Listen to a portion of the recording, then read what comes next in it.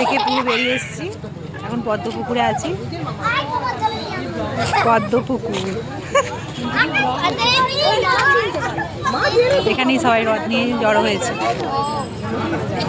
দাদা দুজনে হাতে গেল, দাদার বিয়েতে গিয়েছিল, তখন দাদা এই অনুসারে মুখটা ঘোরা ওদিকে হাই করে দে।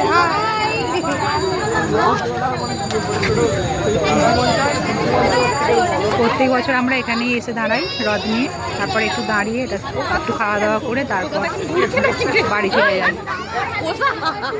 তাই সমিতাও করছে।